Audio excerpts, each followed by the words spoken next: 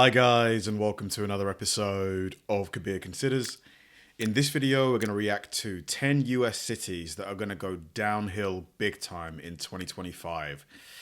Now, this, to be honest, is quite a useful topic for a video because people are moving all the time, you know, whether it's domestically, so from state to state, city to city, or people moving from a country like England to the US.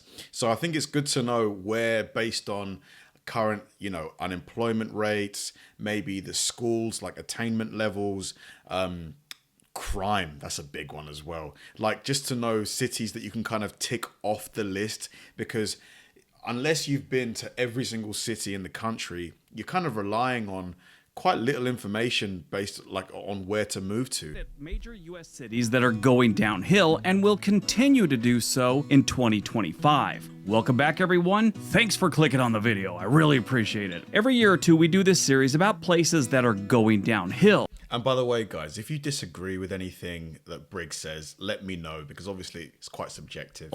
And to be honest, we've been pretty accurate to this point. What is considered going downhill? It could be a number of things, but three stats seem to be the indicators by most Americans: crime, cost of living, and traffic. The amount of homeless is another one, but I think we've seen the worst of that in 2022 and maybe 2023. So almost every city is staying the same or getting slightly better. So in this video, we are focusing on the other three and calling it good. Towards the end of the video, there will be a question that you can answer in the comment section. Got it? Get it? Good. Let's take a look. Let's go. Washington? Really? Number 10, Washington, D.C. Washington, D.C. has more problems than the political backstabbing that happen on the Hill every minute of every day. They have actual backstabbings in the streets you have to worry about because D.C. is a very violent city. Their violent crime rate is 134% above the national average, after dropping down to 97% above in 2022. This place is beautiful, historic, expensive, and dangerous. There was a mover study that found that the top two reasons people leave Washington, D.C., cost of living number 1, crime was number 2, work was number 3. So why will Washington, D.C. get worse in 2025? The uptick in the violent crime, with homicides and assaults becoming more common, this is a trend that won't stop. The city's crime rate is above the national average, especially in certain neighborhoods. Of course, the cost of living. The cost of living in Washington, D.C. is extremely high, with the average home price of $610,000. Wow. In 2023, the crime rate was up 3% in Washington, D.C., and the cost of living went up 2%. That's expensive. I mean, I would have thought crime in Washington, D.C., maybe quite naively, because the president lives there, I would have thought there'd be a heightened police presence, there'd be more there'd be more on it, but I guess not. With a crime rate that high and property prices that high, I'm surprised by that. I thought higher property prices meant lower crime. Number 9, Houston, Texas. Houston, Texas right now is considered the worst major city in Texas. Their traffic is horrendous. I was just in it in January. It was horrible. Their crime rate is through the roof. And I think I know why. They're focusing more on closing down 9 massage parlors than they are the violent crime in the city. So let's look at the crime. Houston has seen an increase in violent crimes, including homicides and robberies. The city's crime rate is higher than the national average, and obviously in certain neighborhoods it's worse.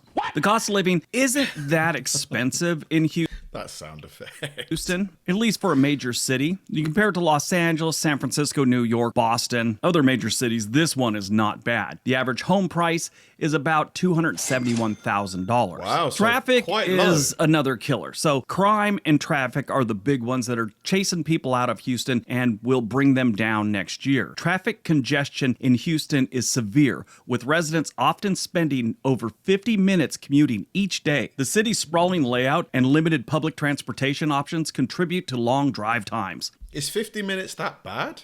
It takes me about 45, 50 minutes door to door to get to work. I thought that was pretty average. Yeah, Houston is wide, sort of like Los Angeles, just large and spread out. In 2023, Houston's crime rate went up 2.6%, and their cost of living increased 2.9%, still lower than most major cities. Las Vegas. Number 8, Sin Las City. Vegas, Nevada. Now, this one's going to seem strange. You're going to say Las Vegas, and if you're there, you know the city is growing. The city has jobs, hotel rooms are filled. That's not where the problem is. The problem is for the residents. With all this influx of people, they've got higher crime rates, the cost of living is climbing at a pretty good pace, and their traffic is getting freaking ridiculous. Being a tourist town, it's a double-edged sword. I mean, more tourists means more jobs. The city is doing better, but with more people flooding into a place, more people means more problems. That's why crime rates are so high in major cities. It's not all about who's running the city. It's population density. How many people are crammed into one area? Well, they're spread out, but there's a whole bunch of people that flood into the city that bring problems. I get people all the time, oh, well, why are rural communities so low on crime and the big city is so high? Well, it's because there's nobody living there. Cow tipping is not a violent crime. So where do they stand? Las Vegas has a significant crime problem, particularly in terms of violent crime. The city's crime rate is higher than the national average, with issues like assault and robbery being very common. The cost of living in Las Vegas has been climbing as more people move to the city. Housing costs have risen sharply. The average home price This was so cool when I was there. The Bellagio fountain thing is about $428,000. That is up 7.9% from 2022. And 2023 to 2024, the official numbers aren't out yet, but so far it looks like it's going to be about 5% higher than 2023. And then there's the traffic. The traffic in Las Vegas can be a nightmare, especially on the Strip and during peak tourism seasons, obviously. Commuters often face long delays, and the city's infrastructure struggles to keep up with the growing population. 2023, the crime rate in Las Vegas went up 3.3%, and their cost of living went up 4%. Yeah, one thing that shocked me about Vegas, obviously I knew that it was going to be really busy because it's a, hot tourist attraction destination, but it was so busy. There were people, walking along the Strip, the amount of people was insane. And I was there in November, and so I didn't think it would be that busy. I thought the summer season would be the busiest time. Just full of people everywhere. Number 7, Philadelphia, Pennsylvania. Once you get past the good things in Philadelphia, which is obviously the history, the cheesesteaks, the sports fanatics, very impressive architecture, you have a city that should be avoided. They have some pretty bad neighborhoods, and it doesn't help they're right across the river from Camden, New Jersey, which is one of the most violent cities in the United States. A lot of Camden's problems bleed into Philly. And if you ever want to see something scary, just Google map Kensington in Philadelphia, go to the street view and click around that gem for a while. And then go back and look at the movie Soylent Green, the 1973 movie with Charlton Heston. It looks very similar to that. It's so funny because Kensington in London is probably one of the poshest, nicest, bougiest areas in England. So to hear that it's really sort of sketchy in America is quite funny, quite ironic. Without the cannibalism, at least that I know of. Here's the 3 problems. Crime. Philadelphia has seen a rise in violent crime, especially with gun violence. Major problem there, that's only getting worse. The city's homicide rate has been increasing year over year, and crime is a major concern in several neighborhoods. The cost of living in Philadelphia is lower than that of New York and, let's say, DC, but it's been rising. Housing prices are climbing, and the average home price is up to $225,000. Still that is up affordable. 2.5% from last year. Now, that's not terribly expensive, but what are you getting for that? I think what you'll think that it's overpriced. The traffic congestion in Philadelphia is worsening, with the average commuter spending over 40 minutes in traffic each day. The city's narrow streets and aging infrastructure add to this problem. The crime rate went up 3.9% in 2023, and their cost of living went up only 0.9%.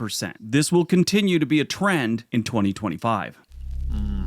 Still, $224K. I mean, I think it was $224 average price. Still quite attractive. I'm guessing lots of people are still going to move into the area. Just have to find the areas that aren't too, criminally, too sketchy. Number 6, Miami, Florida. Miami's got some problems, and one of their major problems is crime. One man who left Miami after living there for 25 years said the crime was so bad that the homeless have started to organize neighborhood watch groups. On top of that, the humidity has gotten so bad, your morning walk feels more like a swim. Last time I was there was was so hot and humid. I walked into the hotel, right? And I'm from cold weather. And I was sweating so bad, the girl goes, "Is it raining outside?" I'm all, "No, I'm just sweating." The humidity is brutal there. But the real estate market's hot. The real estate market's so hot, the homeless are probably flipping condos too. So why is it going downhill next year in 2025? It's the crime. Miami has a high crime rate, especially in terms of violent crime. Homicides, robberies, and assaults are common in certain parts of the city, contributing to the sense of insecurity among the residents. And this is chasing a lot out. Then there's the cost of living. Miami has a high cost of living, with housing prices and rents rising steadily. The average home price is about $587,000. And the cost of living right now is about 12% higher than the national average. The traffic. Miami's traffic is notoriously bad, with long commute times and frequent gridlock. The city's transportation options are limited, making it difficult for residents to avoid driving. But in 2023, their crime rate did go up 3.8%, and their cost of living went up an additional 4.2%. This will continue in 2025. The city's going downhill. I've heard Miami's obscenely expensive. Like, I heard that if you go clubbing, a drink like a vodka lemonade or something like that, or a vodka Red Bull, you're paying like $30 or something. Tell me if that's a massive exaggeration. I hope so, because that is just insane. $30 for one drink? Number 5, Seattle, Washington. That's more than I can afford. 10. People are moving out of Seattle because it's going downhill, not because of the rain. Also because they finally realized that no amount of coffee can keep them awake during the city's 9-month-long twilight. It turns out that living in a cloud, where the sun is just a distant memory, isn't as romantic as it sounds.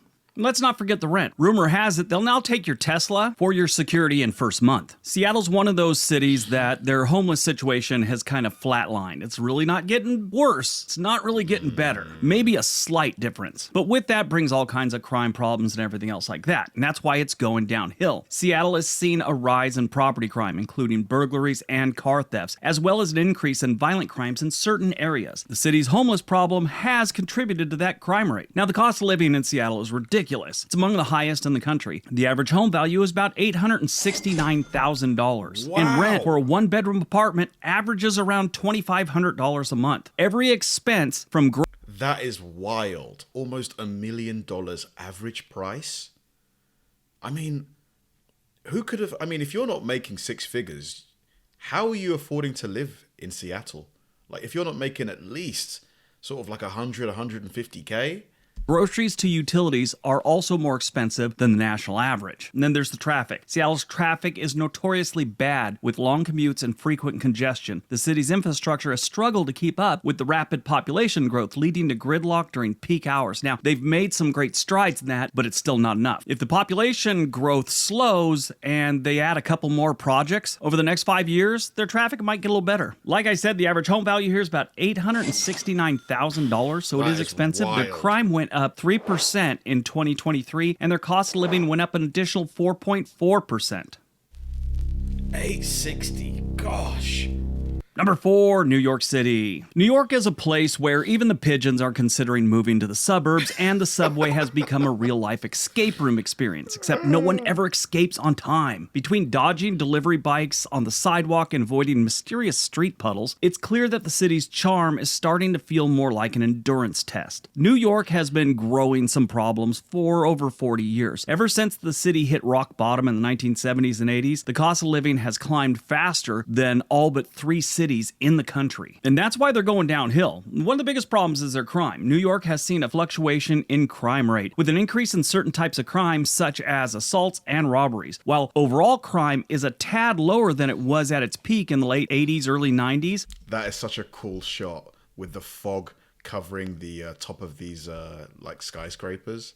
That is quite cool, isn't it? Certain areas remain very dangerous, and the prescription crime has grown faster than any other major city in the United States. Then on top of it, you got the cost of living. New York is one of the most expensive cities in the world, with the average home value being over $760,000. Expensive, but surprisingly less expensive than Seattle.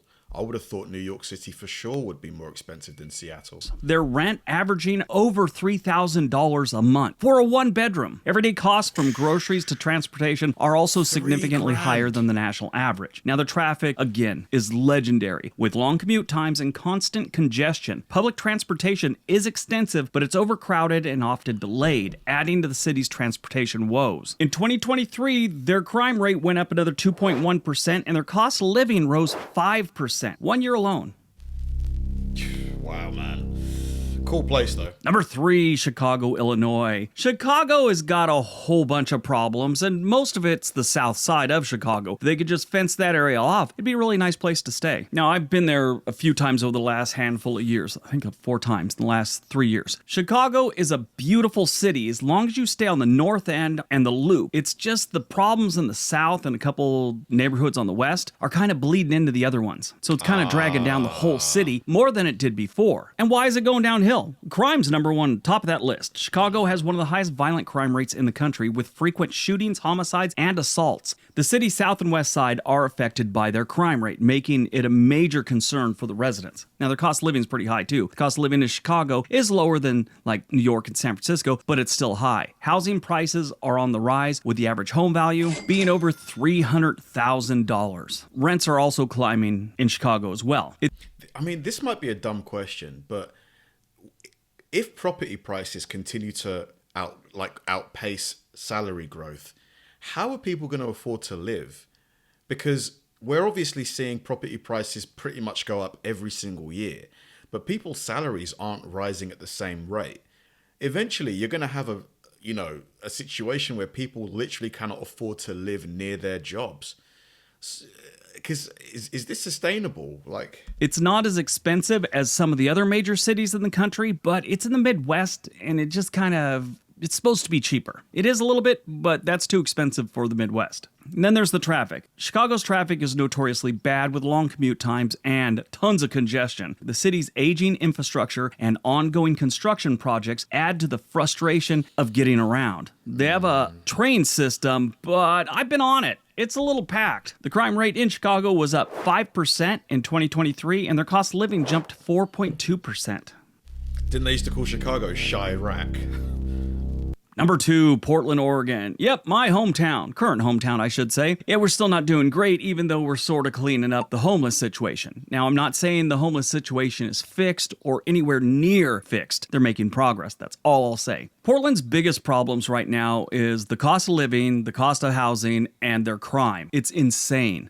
Their commute is not that bad, but people still complain about it. So why is Portland going downhill even though they're cleaning up their homeless situation? A couple, 3 or 4 years, it might be a different city, but their crime rate is on the rise. Portland has seen a significant increase in crime, especially in terms of property and vandalism. That has to do with the homeless people. The city's growing homeless crisis has also led to a rise in violent crimes. I moved to Portland in 2010, so I've been here over 14 years now. When I first moved here, there wasn't a real issue with the homeless, and the crime rate wasn't terrible. I mean, there was crime, but you didn't hear about a shooting every frickin' night. We hear about shootings every night now, and most of them don't even hit the news. On top of that, we decided we were going to stop enforcing drug use, so it was just out in the open. Every night is actually insane. Is he exaggerating? Every night? Nah, no way. Surely not. They tried it because nothing else was working. That didn't work either. So they criminalized it again. Now they're cleaning up that mess. Now those messes are getting better, but we're still not out of the woods. Portland will continue to suffer in 2025 because of the cost of living, cost of housing, and the crime rate. Traffic isn't terrible, but it is getting worse. If you want to get a house in Portland right now, the average home value is about $538,000. So Portland's definitely going down at least another year or two. In 2023, Portland saw its crime rate go up 5.5% and their cost of living go up 1.1%. It's crazy that a city, with an immense homeless population can still have an incredibly high average property price. But then I guess you could say that the reason for a lot of the homeless is they can't afford to pay rent or buy property. Something's got to be done. Rent controls, I don't know, maybe. I think private equity needs to be banned from buying up real estate. it should be illegal. All right, before we get to number one, if you're thinking about moving to a new city, any place in the country, there is a link for Home and Money, a website that can get you in touch with a real estate agent anywhere in the country. It also has a lot of other cool tools to help you out with your home buying journey. And the second thing, our question of the day: what is your favorite state to visit for like a vacation? Let me know in the comment section below. Florida for sure. All right, on to number one. And number one, Los Angeles. Look at that. Back to back, my two home cities. I grew up in Los Angeles. Now I live in Portland, Oregon. Los Angeles has been kind of even on a lot of things in recent years. Last couple years, they've started to drop again. And people are starting to notice. I mean, a lot of their stats are going Wow, amazing skyline. Oh my God, gorgeous. up. Crime, cost of living, traffic. The only thing that's really going down is their livability score. Most people just assume because it's Los Angeles and movies they've seen over the years that Los Angeles is this extremely violent city. Not really. Not compared to a lot of other places like Detroit, Chicago, Kansas City, St. Louis, Jacksonville. But in the last few years, crime has started to creep up again in Los Angeles. And before you do, stop typing. Compton, California is not the most dangerous place in Los Angeles. It's not safe by any stretch of the imagination, but whenever I mention Los Angeles, they bring up Compton, California. Compton, that you're thinking of, kind of ended in the late 90s. There are far more dangerous places in Los Angeles than... Because, yeah, we always hear about Compton, you know, Dr. Dre, Snoop Dogg, those guys. City of Compton. In Compton. That being said, the crime once again is on the rise in Los Angeles. They've seen an increase in both violent crime and property crime. Certain neighborhoods have become more dangerous with rising rates of assaults, robberies, and burglaries. The cost of living in Los Angeles is sky high already, with the average home value being $956,000. The average rent in Los Angeles right now is $2,800 a month for one bedroom. LA's traffic is infamous. I mean, everybody knows that. It's out of control, and it always has been, and it always will be. If you're talking the worst traffic in the country, they're always in the top 5. Yeah, we drove from Vegas to LA, and as soon as we started approaching the metro area, like it cost us an additional 3 hours. The journey was meant to take 4 hours door to door. It took us 7 hours. Crime went up 5.7% in 2023 in Los Angeles, and the cost of living rose 4.9%. Wow. All right, that's today's video. Hope you got... I think at some point, the politicians need to understand, or not understand, but actually take action on the fact that the reason for a lot of this crime is the extremely high cost of living in these areas. I know that some people will push back and just say, look, you can't expect the government to just step in and start giving out money. That's not what I'm saying, you know, should be done, because obviously that's basically like some kind of socialist system. I just think that there should be controls in place regarding property, residential property. There needs to be like price controls. I think you should not be able to, like, I'm not saying you can't make money from being a landlord, but I think raising rent by, say, 10 to 15% year on year should not be allowed, especially because salaries just don't rise anywhere close to that. You're even lucky if you get an increase in salary without changing job. So yeah, because it's obvious, you know, where there's poverty, there's always going to be crime. Not to say that people aren't responsibility for their own actions, but as a government that is put there to look after the people, that's what they should be doing. Let me know what you guys think about that. Thanks for watching, guys, and I'll see you in the next one.